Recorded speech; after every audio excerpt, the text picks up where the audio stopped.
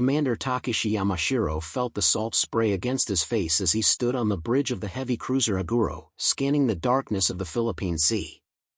It was November 14, 1942, and the veteran naval officer allowed himself a thin smile. Ahead, somewhere in that impenetrable blackness, American destroyers were attempting to challenge the might of the Imperial Japanese Navy. The audacity would have been amusing if it weren't so foolish. Before we jump back in, tell us where you're tuning in from, and if this story touches you, make sure you're subscribed, because tomorrow, I've saved something extra special for you.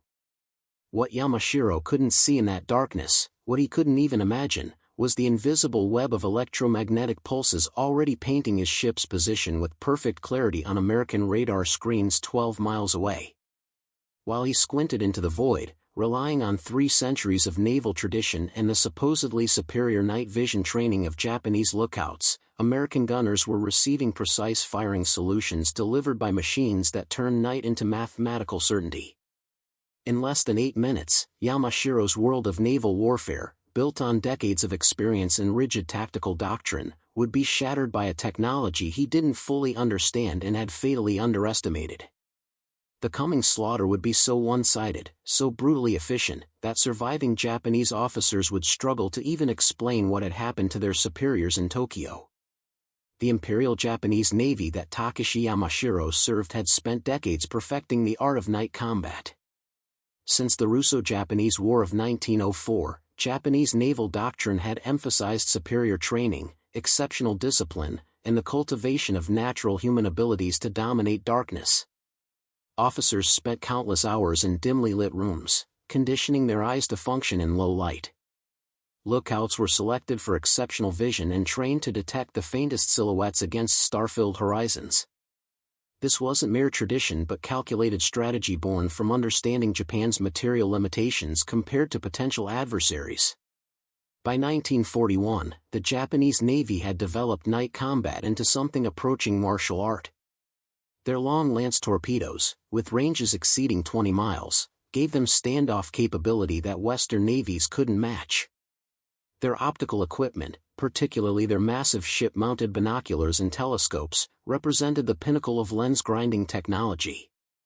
Most critically, their crews drilled endlessly in night maneuvers, learning to coordinate complex fleet movements in total darkness using minimal signal lights and internalized timing. This confidence in night superiority wasn't mere arrogance but was grounded in repeated success. At the Battle of Savo Island in August 1942, Japanese forces had devastated an Allied cruiser force in a night engagement, sinking 4 heavy cruisers while suffering minimal damage themselves. Japanese lookouts had spotted American ships first, Japanese torpedoes had struck with devastating accuracy, and Japanese gunnery had found targets while Allied forces floundered in confusion. The victory had reinforced every assumption about Japanese night combat supremacy.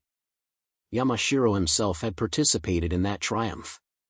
He remembered the satisfaction of watching American vessels burn, their crews clearly unprepared for the ferocity and precision of a night assault executed by masters of the craft. The Americans had better ships, more resources, superior industrial capacity, but none of that mattered when you couldn't see your enemy. Darkness, the Japanese believed, was the great equalizer that would offset American material advantages. What Japanese naval commanders failed to grasp, what their rigid tactical doctrine and cultural insularity prevented them from understanding, was that Americans weren't trying to fight darkness with better training or sharper eyes. They were eliminating darkness entirely through technology that rendered the very concept of night combat obsolete. While Japanese officers perfected techniques for fighting blind, American engineers had created machines that made sight irrelevant. The radar technology that American destroyers carried into combat in late 1942 represented a fundamental paradigm shift in naval warfare. These weren't mere ranging devices or navigational aids but complete fire control systems that could detect, track, and generate firing solutions for targets completely invisible to human observers. The N/SG surface search radar could locate ships at distances exceeding 20 miles, while the Mark 37 gun director could track targets and calculate precise firing angles accounting for ship movement, target movement, wind, and a dozen other variables in real time. More revolutionary was the integration. American destroyers didn't just have radar as an auxiliary system. Their entire combat operation was built around it. Radar contacts fed directly to plotting rooms where dedicated teams tracked multiple targets simultaneously. Fire control computers, primitive by modern standards but miraculous for their time, continuously calculated firing solutions. Gun mounts received automated instructions, with crews simply loading and firing while machines handled the precision work. The entire system operated with a speed and accuracy that human observation and calculation simply couldn't match. For Japanese commanders like Yamashiro, this technology existed only as vague intelligence reports and theoretical possibilities. They knew Americans were experimenting with radio detection equipment, but Japanese technical intelligence consistently underestimated both the sophistication and the tactical integration of these systems. Reports from Japanese naval attaches in neutral countries described radar as a navigational curiosity, useful perhaps for avoiding collisions in fog but hardly a weapon that could revolutionize combat. This intelligence failure stemmed partly from Japan's own technological trajectory. Japanese radar development had lagged significantly, hampered by a lack of high-frequency vacuum tube technology and an industrial base stretched thin by multiple war fronts. More damaging was a cultural tendency to dismiss technologies that didn't fit existing tactical frameworks. If night combat was about training, discipline, and human excellence, then mechanical aids seemed almost like cheating, a crutch for navies that couldn't cultivate proper warrior spirit. Senior Japanese naval officers reinforced this dismissive attitude. At planning conferences throughout 1942, when junior officers raised concerns about American radar capabilities, they were often told that such devices couldn't possibly function reliably in combat conditions. Salt spray would corrode electronics, battle damage would disable delicate equipment, and besides, no machine could match a properly trained human observer. These weren't just opinions but articles of faith built into the entire structure of Japanese naval identity. The result was a dangerous complacency. Japanese tactical planning for night engagements continued to assume parity or superiority in detection and targeting.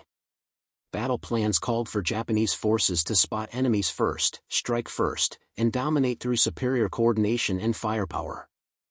Preparing and narrating this story took us a lot of time, so if you are enjoying it, subscribe to our channel, it means a lot to us. Now back to the story. The possibility that American ships might see Japanese vessels with perfect clarity while remaining completely invisible themselves simply didn't factor into strategic calculations.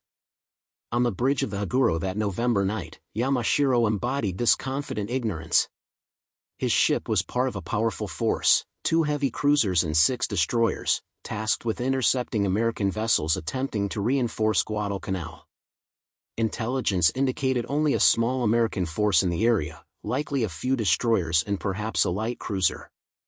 The tactical situation seemed ideal for demonstrating Japanese night combat prowess once again. As his force approached the expected interception zone, Yamashiro followed doctrine precisely. Ships maintained strict light discipline, moving in perfect formation coordinated by minimal signal lamps and precise timing drilled through endless practice. Lookouts scanned their assigned sectors with exceptional focus. Gun crews stood ready, prepared to shift from searchlight illumination to rapid fire the moment targets were acquired. Everything proceeded exactly as training and experience dictated. What Yamashiro couldn't know was that American destroyers had been tracking his force for over 40 minutes. Radar contacts had appeared on screens when Japanese ships were still 18 miles distant, mere electronic blips that plotting rooms had quickly classified as enemy vessels based on speed, formation, and heading. As the range closed, American fire control teams had been continuously updating targeting solutions, accounting for every minor course change and speed adjustment the Japanese force made. By the time Yamashiro's lookouts began their intense scanning, American guns were already trained on his ship with precision he couldn't imagine. The American destroyer force that night was commanded by Captain Harold Morrison, a career naval officer who represented a very different type of warrior than his Japanese counterpart.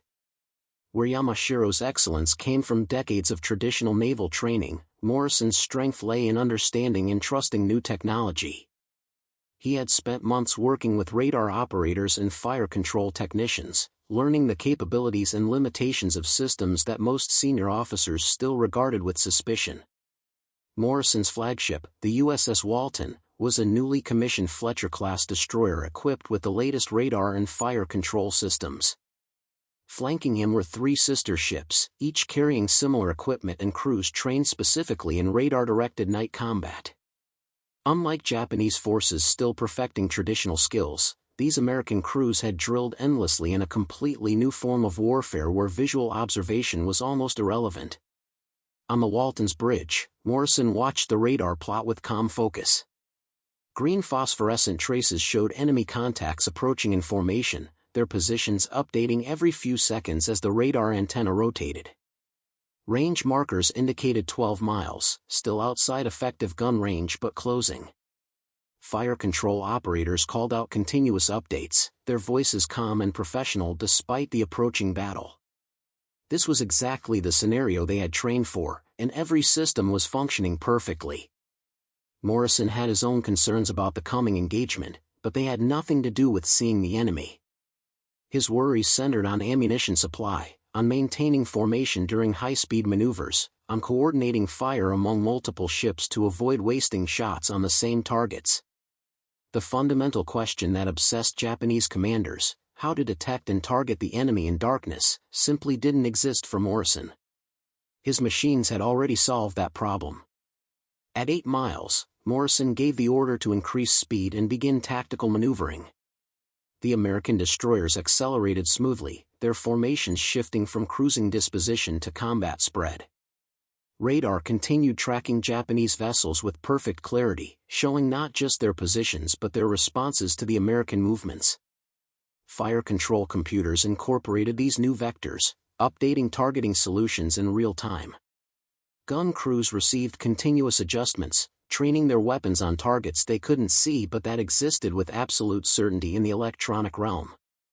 On the Haguro, Yamashiro noticed increased radio interference, a crackling in communications that technical officers attributed to atmospheric conditions. What they were actually detecting were the powerful pulses of American radar, electromagnetic energy flooding the environment as it bounced off Japanese ships and returned to American receivers. Japanese vessels had basic radar warning equipment, but it was primitive and poorly understood. Officers noted the interference but drew no tactical conclusions from it. The possibility that this electronic noise represented enemy targeting systems painting their ships never occurred to them. At 6 miles, Morrison made his decision.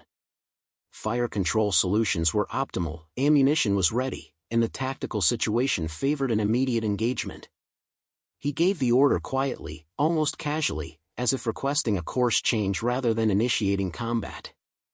The command rippled through the American formation with mechanical precision. Gun mounts trained to precise angles calculated by computers. Range and bearing data flowed from radar to fire control to gun positions in an automated sequence that eliminated human error. Crews loaded shells and waited for the single command that would unleash destruction on an enemy that still didn't know the Americans were there.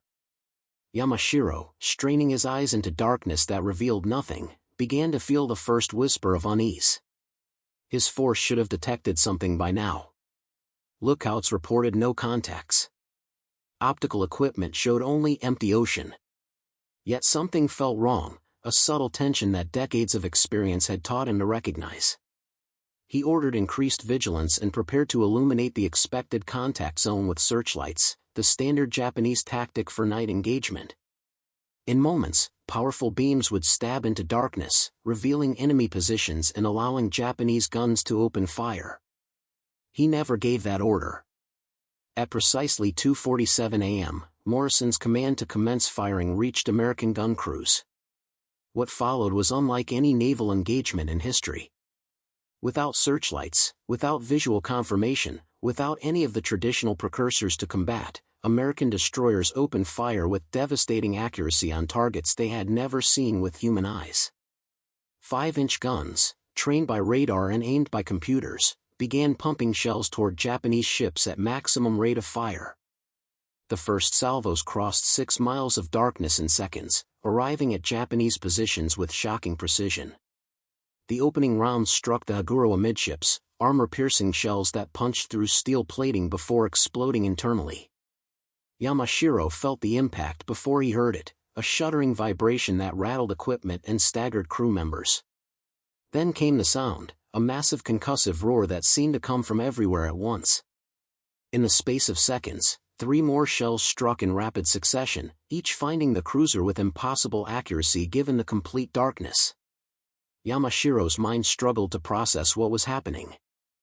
They were under fire from an enemy they couldn't see, strikes coming from precise directions but without any visual warning, no searchlights, no muzzle flashes visible in the distance, nothing. Japanese lookouts shouted confused reports, some claiming they saw brief flashes far to the east, others insisting the attacks came from the south. The traditional methods of naval observation, the carefully trained skills that defined Japanese excellence, were useless when the enemy attacked from beyond visual range using targeting systems that operated in an invisible spectrum. The American barrage continued with mechanical regularity. Every 4 seconds, another salvo arrived, shells landing with consistency that suggested not random firing but precise targeting. The Haguro shuddered under repeated impacts, fires breaking out across multiple decks, casualties mounting as splinters ripped through crew spaces.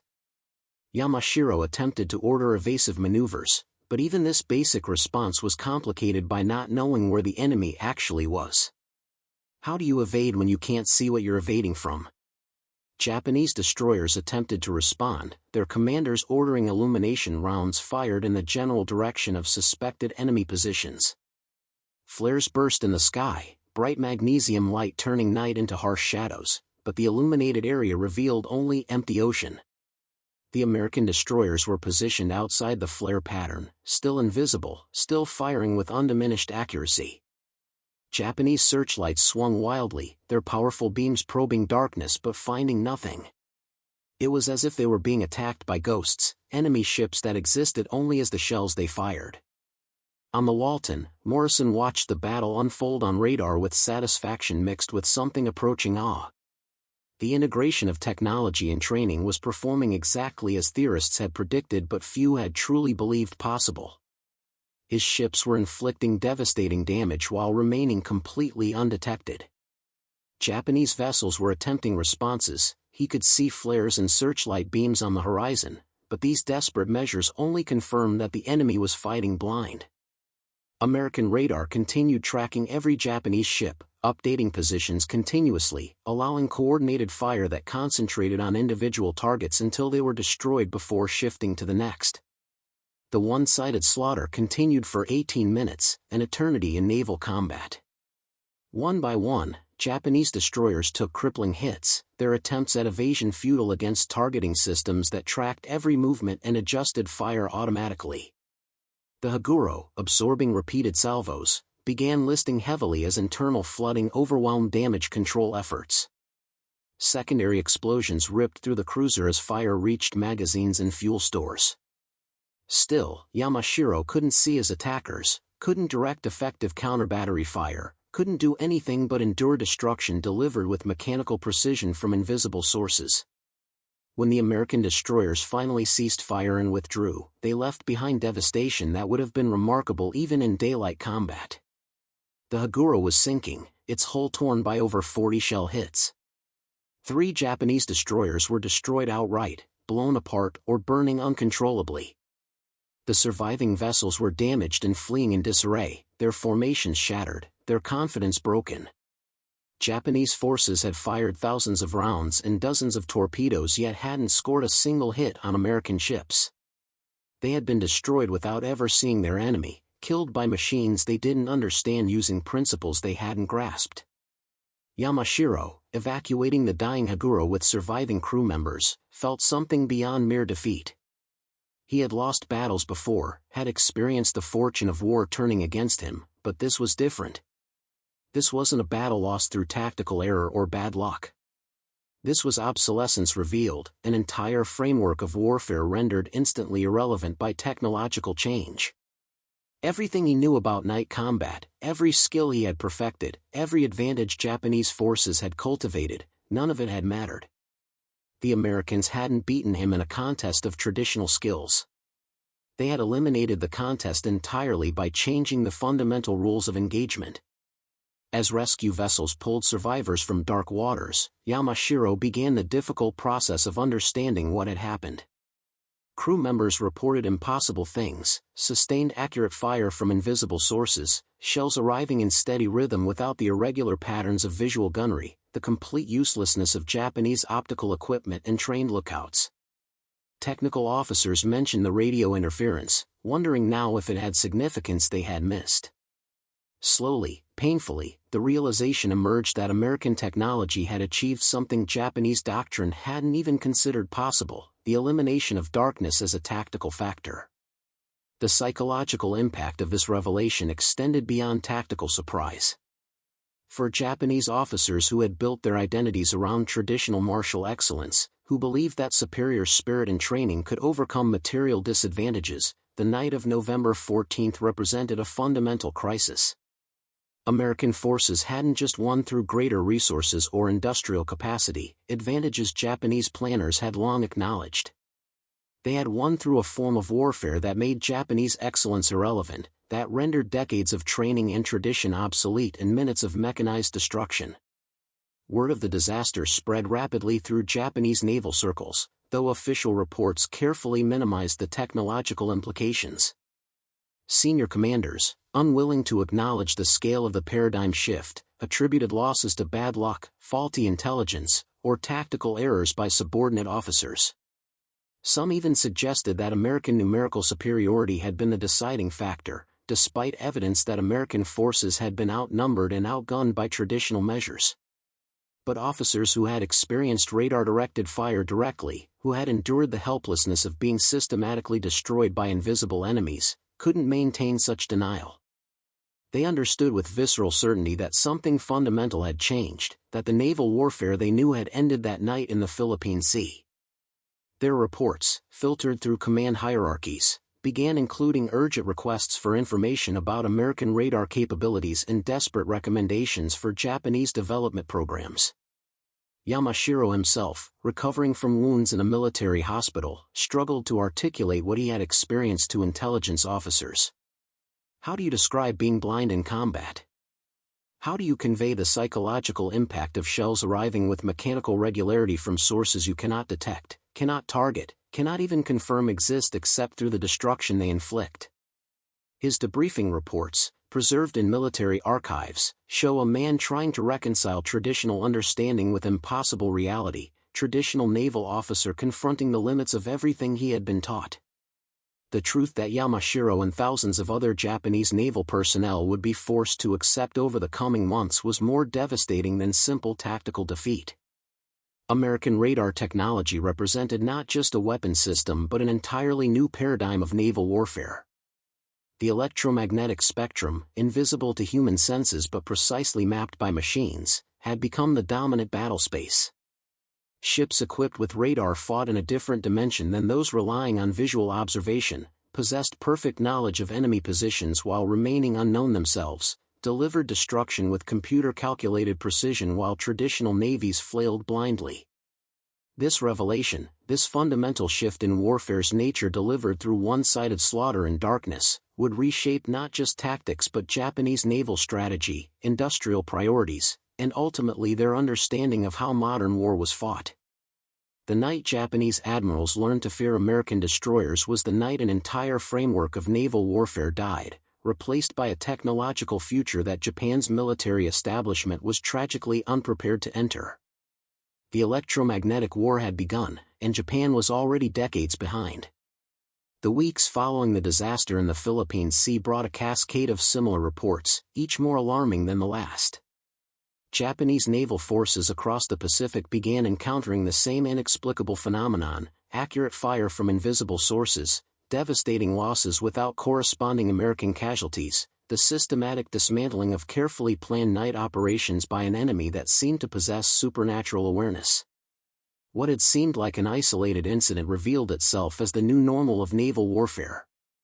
Captain Hideaki Matsumoto, commanding a destroyer squadron near the Solomon Islands in early December 1942, experienced his own brutal education. His force of 4 destroyers had been tasked with a supply run to isolated garrisons, a mission that relied entirely on nighttime operations to avoid American air superiority during daylight. Matsumoto was a careful officer, meticulous in planning and conservative in execution. He plotted his course to avoid known American patrol areas, maintained absolute radio silence, and drilled his crews endlessly in rapid unloading procedures to minimize time in dangerous waters. Everything proceeded according to plan until 3:20 a.m., when his lead destroyer simply exploded. There had been no warning, no visual contact, no indication of enemy presence. One moment the ship was proceeding normally, the next it was a fireball that illuminated the night sky. Before Matsumoto could even process what had happened, his own vessel shuddered under impact, shells arriving from multiple directions with precision that suggested coordinated targeting by forces that knew exactly where every Japanese ship was positioned. Matsumoto's response followed standard doctrine. He ordered evasive maneuvers, called for searchlight illumination of suspected enemy positions, and prepared to engage with torpedoes once targets were identified.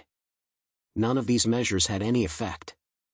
His ships twisted and turned through complex patterns, yet shells continued finding them with undiminished accuracy.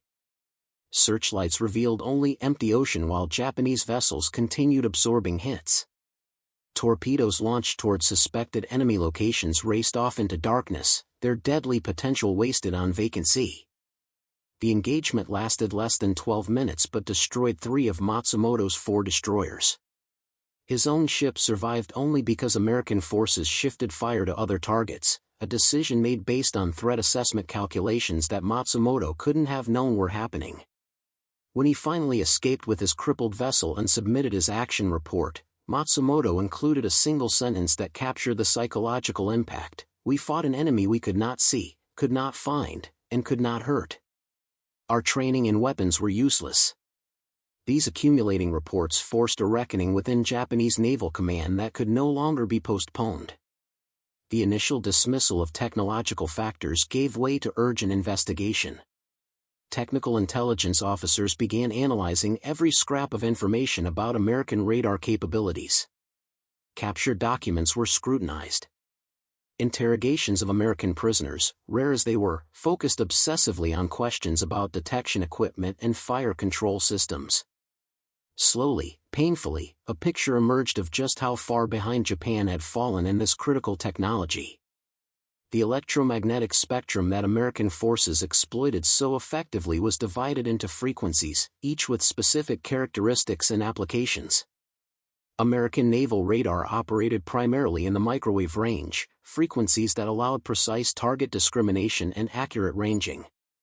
Japanese radar development had focused on longer wavelengths, which were easier to generate with available vacuum tube technology but provided far less precision. The difference wasn't merely technical but operational. American radar could track individual ships at extended ranges and provide firing solutions accurate enough for effective gunnery. Japanese radar could barely detect the presence of enemy forces and provided no useful targeting information. More critical was the integration issue. American destroyers had been designed from the start to incorporate radar into every aspect of their operation. Fire control systems received direct input from radar units. Plotting rooms maintained comprehensive tactical pictures based on electronic data. Gun directors automatically tracked targets designated by radar operators. The entire ship functioned as an integrated weapons system where human operators managed rather than performed the actual work of detection and targeting. Japanese vessels, by contrast, treated radar as an auxiliary system when they had it at all. Most combatants still lacked any radar equipment whatsoever. Those that did carried primitive sets installed as afterthoughts, their data requiring manual interpretation and providing no direct input to weapons systems. Fire control remained entirely dependent on optical rangefinders and human calculation. The technological gap wasn't just a matter of one side having slightly better equipment. It represented fundamentally different philosophies of naval combat. Lieutenant Commander Kenji Ishikawa, serving on the naval staff in Tokyo, became one of the first officers to fully grasp the implications. Trained as an engineer before joining the Navy, Ishikawa possessed technical knowledge that most line officers lacked. When tasked with investigating the string of night combat disasters, he approached the problem systematically, collecting data from action reports, interviewing survivors, and analyzing the limited intelligence available on American radar capabilities. His conclusions, submitted in a classified report in January 1943, made for grim reading. Ishikawa calculated that American radar-equipped destroyers possessed a detection advantage of approximately 15 to 20 minutes in typical night combat scenarios. This meant American forces could track Japanese movements, calculate optimal firing positions, and coordinate their responses long before Japanese lookouts had any chance of visual contact. The time advantage translated directly into tactical dominance. By the time Japanese forces detected American ships, they were already under optimized fire from enemies who had been tracking them extensively. More devastating was Ishikawa's analysis of Japanese response options. Developing equivalent radar technology would require years of research and industrial development that Japan's strained economy couldn't support. The vacuum tube technology alone demanded manufacturing capabilities and material resources that were in critically short supply. Even if development succeeded, retrofitting the fleet would require massive shipyard capacity that was desperately needed for battle damage repair and new construction. Japan had entered a technological race it couldn't win using conventional approaches. Ishikawa's report recommended immediate development of countermeasures even if matching American capabilities was impossible. This included basic radar warning receivers to alert crews when they were being tracked, electronic jamming equipment to interfere with American radar signals, and tactical adaptations to minimize the advantages radar provided. Some of these measures were implemented, but the fundamental problem remained. Japanese forces were fighting in a battle space they couldn't adequately perceive while facing enemies who possessed complete situational awareness. The psychological toll of this technological inferiority manifested throughout the fleet. Officers who had once approached night operations with confidence now viewed them with dread. Crews that had trained for years in traditional night combat techniques found their hard-won skills irrelevant. The warrior ethos that emphasized spirit and determination over material factors confronted a reality where determination simply didn't matter when you couldn't see your enemy. Admiral Tamahisa Nakamura, commanding cruiser forces in the Central Pacific, watched this morale deterioration with alarm. Nakamura was old school, a product of the pre-war Navy who had built his reputation on tactical excellence and aggressive leadership. He believed deeply in the superiority of Japanese training and fighting spirit.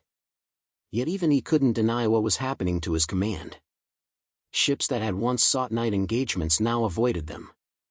Crews that had been eager for combat now showed hesitation and fear. The confidence that had characterized Japanese naval forces in the war's early months was evaporating. In February 1943, Nakamura personally led a carefully planned night operation intended to restore confidence and demonstrate that proper tactics could still achieve success despite American technological advantages. Intelligence had located an American supply convoy with minimal escort, exactly the type of target Japanese forces had successfully attacked dozens of times. Nakamura assembled a powerful force including 2 heavy cruisers and 5 destroyers, ensuring numerical superiority even if American reinforcements appeared. He planned multiple approach routes, rehearsed complex maneuvers, and briefed his commanders exhaustively on procedures for rapid engagement and withdrawal. The operation was a catastrophe. American forces, alerted by radar to Nakamura's approach while his ships were still 30 miles from the convoy, had time to reposition and prepare. When Nakamura's force entered what he believed was an optimal attack position, they instead found themselves enveloped by American destroyers that had been tracking their movements for over an hour. The resulting engagement followed the now familiar pattern. Concentrated American fire from multiple directions, Japanese forces unable to locate their attackers, devastating losses inflicted within minutes. Nakamura's flagship took 17 hits before he ordered withdrawal, leaving behind 2 destroyed destroyers and a crippled cruiser. The personal impact on Nakamura was profound. This wasn't inexperienced subordinates making tactical errors. He had planned everything perfectly according to decades of accumulated knowledge. his ships had performed their maneuvers flawlessly. His crews had executed their duties with skill and courage. None of it had mattered. The Americans hadn't outfought him in any traditional sense. They had simply existed in a different operational reality, one where they saw everything while remaining invisible themselves, where they directed fire with computer precision while Japanese forces relied on human observation and calculation. Nakamura's after-action report, unusually candid for such a senior officer, included observations that bordered on philosophical. He wrote about the fundamental unfairness of fighting an enemy that possessed capabilities beyond normal perception, about the psychological impact of helplessness in the face of invisible attack, about how traditional notions of warrior courage meant nothing when courage couldn't affect outcomes. The report circulated among senior commanders and added to the growing realization that something fundamental had changed in naval warfare.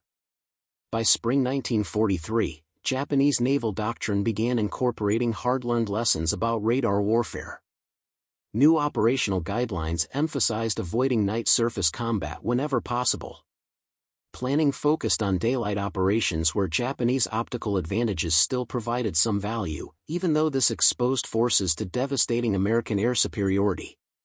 When night operations were unavoidable, tactics stressed rapid execution and immediate withdrawal rather than sustained combat. These adaptations were essentially defensive, attempts to minimize losses rather than achieve victories. The industrial response proved even more challenging. Japan did accelerate radar development programs, but material shortages and competing priorities severely limited progress. Factories that might have produced radar components were instead focused on aircraft engines, artillery, and other immediate military needs. The skilled technicians required for electronic manufacturing were spread thin across multiple critical programs. Even when prototype radar systems showed promise, scaling up to mass production proved impossible given Japan's deteriorating industrial situation. Some Japanese vessels did receive basic radar installations by mid-1943, but these were primitive compared to American systems and poorly integrated into ship operations. Crews lacked proper training in radar operation and interpretation. Maintenance support was inadequate, with many radar sets sitting inoperative due to component failures that couldn't be repaired. Even when functioning, Japanese radar provided warning of American presence but no capability for the kind of precision fire control that made American radar so deadly. The contrast between Japanese struggle and American advancement grew even starker as the war progressed. While Japan fought to field basic radar capabilities, American forces were already deploying second- and third-generation systems with improved range, accuracy, and reliability. New radar variants appeared regularly, each offering enhanced performance. American ships received continual upgrades, their radar suites expanding to include specialized systems for different tactical situations. The technological gap that had shocked Yamashiro and others in late 1942 only widened as months passed. Commander Takeshi Yamashiro, recovered from his wounds and returned to duty, found himself assigned to the naval staff working on tactical adaptations to American radar superiority.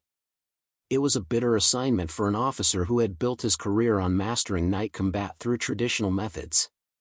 Now he spent his days analyzing losses, developing countermeasures that he knew were inadequate, and trying to preserve some operational utility for a fleet that was increasingly outmatched technologically. Yamashiro's personal journey from confident warrior to realistic strategist mirrored the broader transformation occurring throughout the Japanese Navy. He had entered the war believing Japanese training and spirit would overcome American material advantages. The night in the Philippine Sea had shattered that belief with brutal finality. Now he worked to help other officers understand what he had learned through devastating experience, that modern war was as much about industrial and technological capacity as about warrior virtue, that some advantages simply couldn't be overcome through courage or determination, that Japan was fighting a type of conflict it was fundamentally unprepared to wage. In his private writings, preserved after the war, Yamashiro reflected on the broader implications of radar warfare. He saw it not just as a tactical problem but as representative of the entire Japanese war effort. Just as Japanese forces had perfected night combat techniques while Americans developed radar, so Japan had focused on cultivating warrior spirit while America built overwhelming industrial capacity.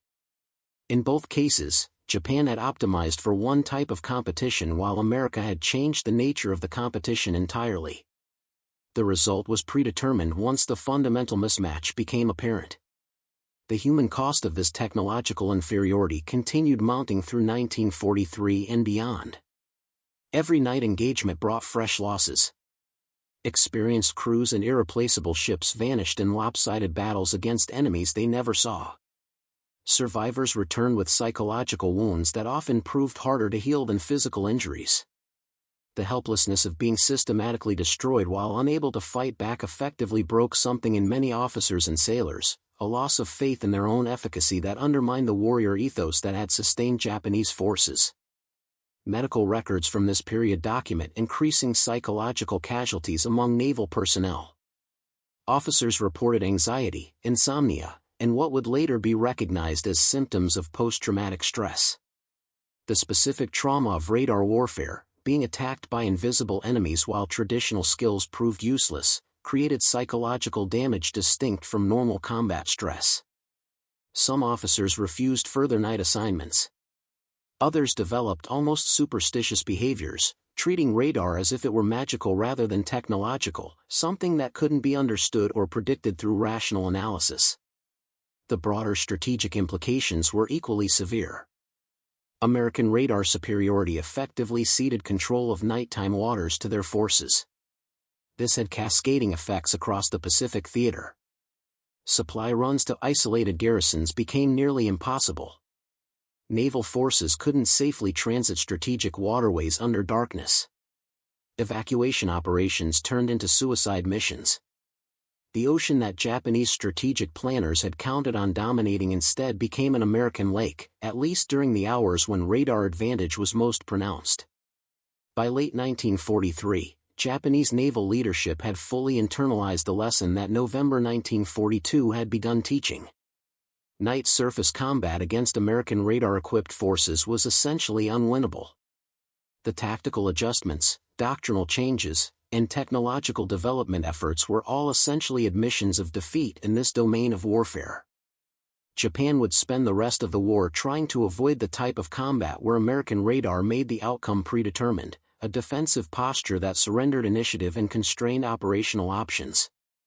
The transformation that Yamashiro and thousands of other Japanese naval personnel underwent wasn't just about accepting tactical defeat. It represented a fundamental reorientation in understanding modern warfare. The Navy that had prided itself on warrior tradition and human excellence confronted the reality that machines had made those qualities insufficient. The service that had built its identity around skill and determination learned that industrial technology could render skill irrelevant and determination meaningless. This wasn't merely losing battles but losing the framework through which victory itself was understood. Up next, you've got two more standout stories right on your screen. If this one hit the mark, you won't want to pass these up. Just click and check them out.